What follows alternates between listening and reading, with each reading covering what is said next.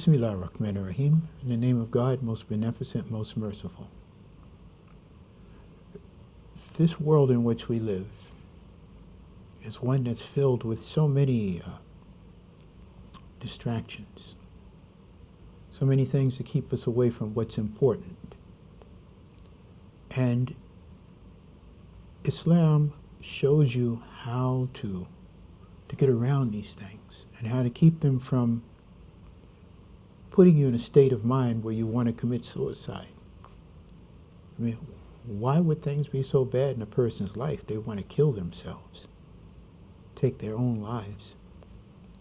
Why would things be so bad in a person's life that they want to take drugs, which is a form of suicide, to take them out of their normal state of mind?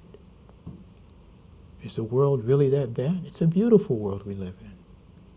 I mean, we've gotten into a state of mind where we no longer look at the simple things. We don't look at the beauty that surrounds us. We don't look at the beauty of the trees, or we don't listen to the beauty of the birds when they're singing. Yeah, the birds when they're singing. And they're not really singing, they're communicating. Okay? And we get into things that cause us to become distracted, to become sick, to become people who become very superficial in our concerns about the world. And, you know, look, this is Islam Works. That's the name of this program, Islam Works. My name is Abdullah Muslim. I'm your host. And our guest, Brother Safwan here, is going to, explain to you circumstances of some things that he had seen, all right, as to be a part, as a part of the distractions that keep people away from what's real, from what's important, okay, and what works for the benefit of the whole of humanity when it's used in accord with the Quran and the way that our Prophet Muhammad sallallahu alaihi wasallam has shown us to use it. So, Brother Safwan, let's continue from the last episode that we did, please. Well, we were speaking about my interviewing this Wiccan lady from upstate New York. From upstate New York. Mm-hmm. I found in that particular part of New York that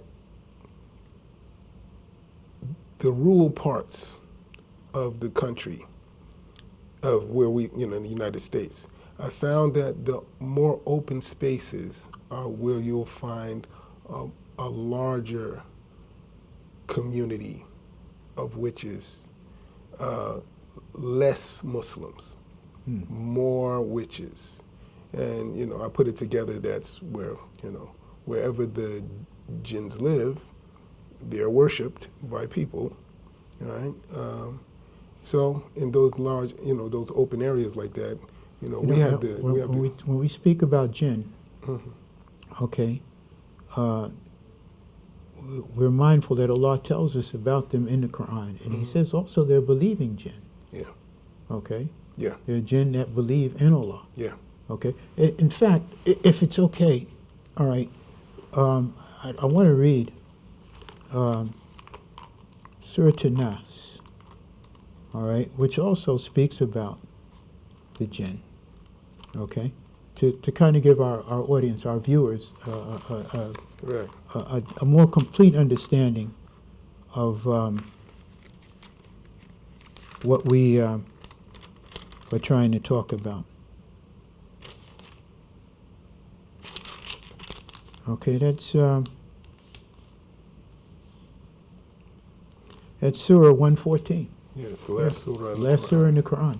Yes. And it's interesting that Allah, that the ulama in the past said it of that Prophet Muhammad sallallahu alaihi wasallam, because they say Prophet Muhammad actually said where each surah should go. It's what I've been told, that the Prophet, and what I read, that Prophet Muhammad pointed, he said, no, this one goes here, this one goes here. And there are even some surahs that are combined, okay? But anyway, it goes like this. Qul a'udhu billahi minash shaitanir rajim. Bismillahir rahmanir rahim. I seek refuge with Allah from Satan, the accursed. And I read this in the name of Allah, most beneficent and merciful, for guidance, for understanding, and in order to help me to get through this life with some dignity and self-respect. Qul a'udhu birabbin nas, malikin nas, ilahin nas, min sharril waswasil kannas, alladhi yuwaswisu fi sudurin nas, min al-jinnati wan nas. And in English it translates to this: in the name of God, in the name of Allah, most gracious, most merciful. Say,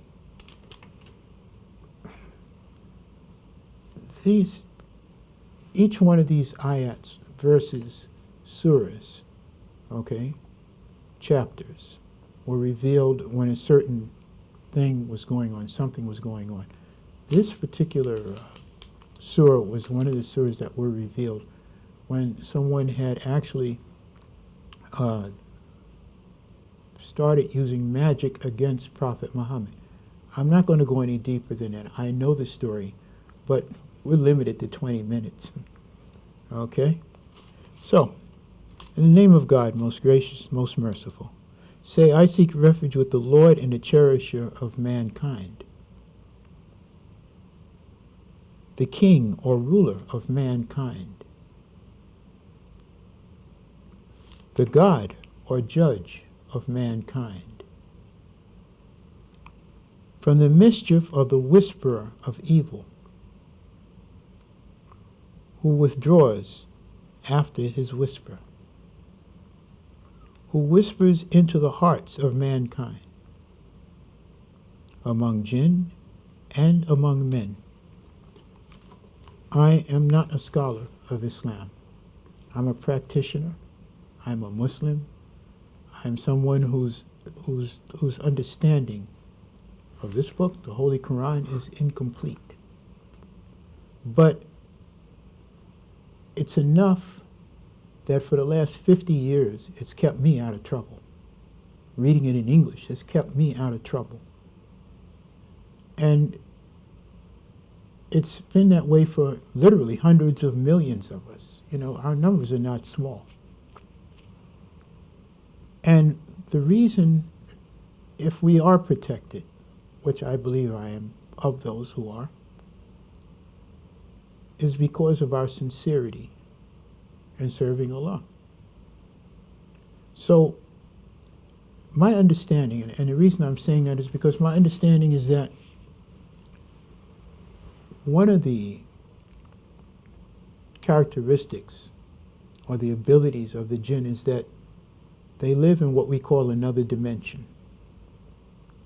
But it's a parallel dimension. It's a dimension that they can see and hear what we do. But we cannot see or hear them. But we can see the results of what they do. And they have the ability to whisper to us. You go into a store and you see something. Go in and steal it. Steal it. Take it. Don't pay for it. Something starts whispering to us, encouraging us to just steal something. Just steal it. Take it. Put it in your pocket. Walk out of the store. Nobody's going to see you. And maybe they don't. You steal it. You walk out of the store. You get away with it. Now what happens? You're encouraged to steal more the next time. Oh, this person insulted you. Kill him. So you kill somebody. Maybe you get away with it. Maybe you don't. If you get away with it, hey, now you start killing anybody who insults you. Go on and make this money. Don't worry about where it comes from. You take this money, you sell these drugs, or you can rob this bank, or you can rob this store, or you can hit this person upside the head and take it. And put that money in. You could take that money and give it to the church. Or you can take that money and give it to the synagogue. If such a thing exists. I'm not insulting anyone's religion. But I do know that within the certain aspects of Christianity, ill-gotten gains have been given to the church. And people who have done this have received special privileges. In Islam, you do something, you sell alcohol or drugs or however, you get money from some haram means. There is nothing to make you think that that money is going to in some way or another benefit you, or that any benefit will be gained from the people who you give it to. That's up to Allah. But if you steal, you do something haram, you do something that's not right, where'd you get the idea from? Did it come from internally, or was it something that was whispered to you, something that was suggested to you? That's what we're told here. So we seek refuge with God from the whisperer of evil. And this is what we're talking about now. There's a reason that Allah has put these things in Quran, and that the experiences that our Prophet Muhammad sallallahu alaihi wasallam had are relayed to us in the ways that people who hated him and hated Islam and hated his message did things, sometimes often hiring witches or trying to poison him, or other things that they've done, cutting locks of his hair and putting it in water, and him getting sick and losing his memory, and these different things. And these ayats, these verses, these surahs are things that helped him to get away from these things. Islam works. I'm sorry, Brother Safwan, but I just thought I'd give a preamble or a prerequisite so they'll understand where we're coming from. So the community that we know, the witches. And this is in upstate New York now. Okay, well, just generally, I found myself interviewing one of them upstate New York, the young lady who was answering my questions that I was interviewing, the owner of that store. I asked her a few things. From those things that I asked her about was, especially since she had told me they don't believe in good or evil, I asked her about the pentagram. The pentagram being what? That's the 5-pointed star, the one that's, it looks like it's drawn, a 5-pointed star. Okay. The same exact star that represents that can be found on the Moroccan flag. On the Moroccan flag? You mean with the lines through it? Yeah. That's the same exact pentagram that the witches use as their symbol. Ironically so, Morocco is known for for its magic. Amongst the Muslims, yeah. Amongst the Muslims. Yeah, because a lot of people don't know that. It's a widespread practice in Morocco. So I asked her about it. She told me that it represented the 4 elements, or the elements and God. I asked her, what's it for?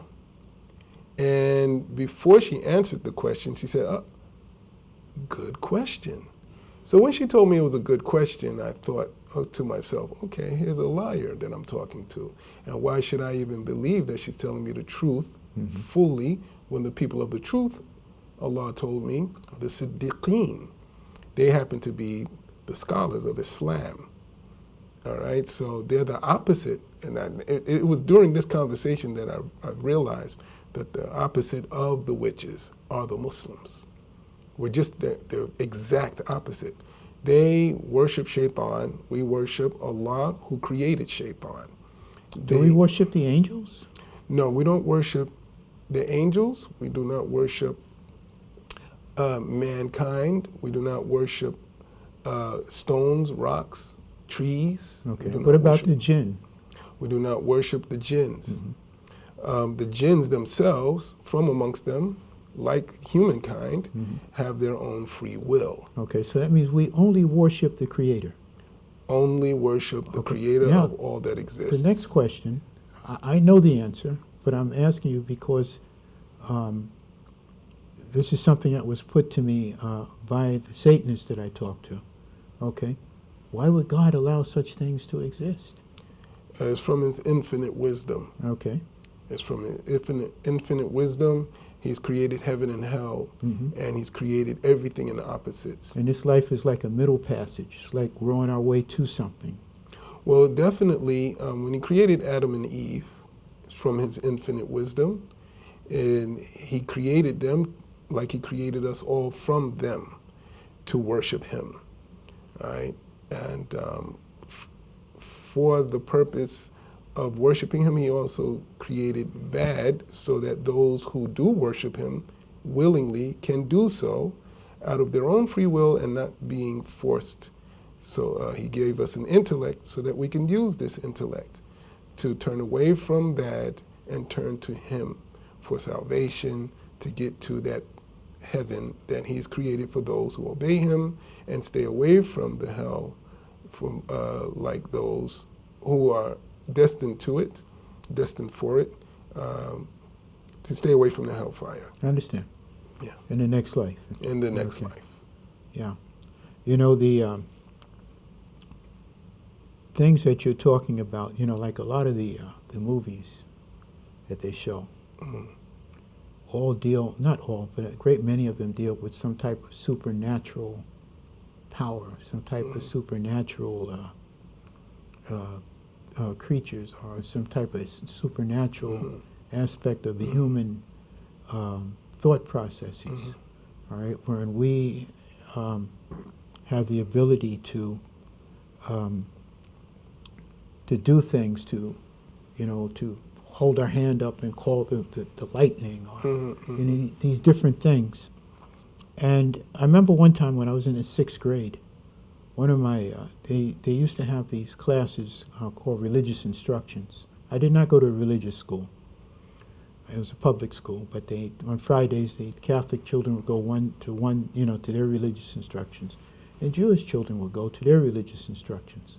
So one of my Jewish classmates came to me one time, and he said to me, he says, do you believe in mind over matter? And I told him, yeah. I said, we think about something and we make it. Okay? We think about an easier mode of transportation, and we build a car. We think about flying or going from America to Europe or Europe to Asia, we build an airplane. It's mind over matter, because we got to take the matter out of the earth and build it. But where did the idea to do these things come from? Inshallah, we'll get a little bit more into that, inshallah, in our next session. And, you know, one of the other things is that we don't understand, you know, that where we've come as far as this world is concerned, all right, and many times the ideas that we've used, for instance, making the electric light bulb, try to go back 200 years and explain to somebody, anybody, how we can make 200 years, I said, how you can make take electricity, something that most people had no knowledge of, and direct it in such a way as to cause light to emit from things that we took out of the earth, some sand to make the glass, and some aluminum, or maybe a cheap type of steel, and the tungsten that goes inside, and then create a vacuum in a light bulb so that we can make artificial light. Okay? These things are things that people don't understand, or how we're able to communicate wirelessly with our little handheld devices virtually any place in the world. Okay? And I remember once there was a major executive, one of the major corporations, I want to say IBM, but it may not have been IBM, who made a statement that